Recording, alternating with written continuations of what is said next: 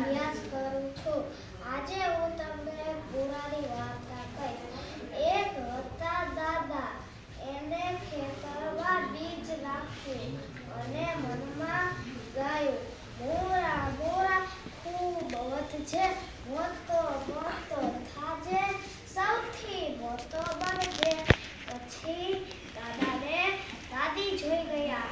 તે પણ મોરા પાસે ગયા અને પાણી પાયું અને મનમાં ગાયું, મોરા મોરા ખૂબ વધજે, મોટો મોટો થાજે, સૌથી મોટો બનજે.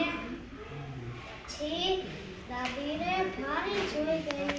તે પણ મોરા પાસે ગઈ અને પાણી પાયું અને મનમાં ગાયું, મોરા મોરા ખૂબ વધજે, મોટો મોટો થાજે, સૌથી મોટો બનજે. પછી દાદીને કૂતરું જોઈ ગયું.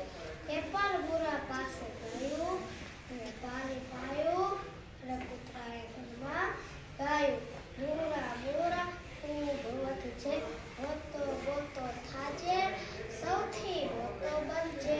પછી મોરો તો ખૂબ વધ્યો, ખૂબ વધ્યો, ખૂબ વધ્યો.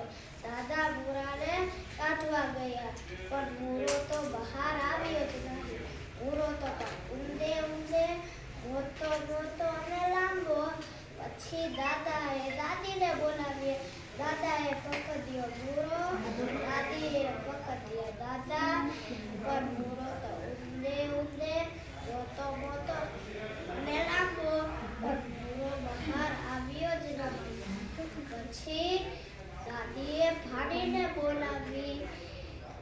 દાદાએ પકડ્યો મોરો, દાદીએ પકડ્યા દાદા અને ભાણીએ પકડ્યા દાદી. ત્રણેય જોર લગાવી, પણ મોરો ઊંડે ઊંડે, મોટો મોટો અને લાંબો.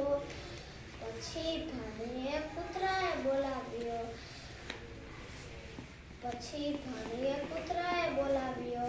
દાદાએ પકડ્યો મોરો, દાદીએ પકડ્યા દાદા, ભાણીએ પકડ્યા દાદી અને કૂતરાએ પકડ્યા ભાણીના કપડા.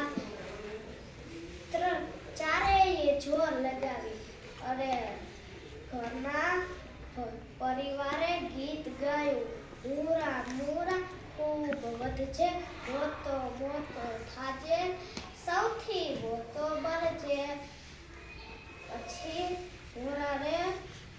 પછી સૌ પરિવારે જોર લગાવ્યું અને નીચેથી ધરતી માતાએ જોર લગાવ્યું અને મોરાને બહાર આવવું જ પડ્યું. અને બધા પરિવારે ગીત ગાયું, અજબ છે આ મોરો, થાંભલા જેવો મોરો, થોડો ખાઈશું આજે, થોડો ખાઈશું કાલે, બાકીનો ખાઈશું પરમ દીએ, પાંદડા ખાઈશું રોજે રોજ, મોટા હોદકારા ખાઈશું રોજે રોજ. અજબ મોરાનો જય જયકાર.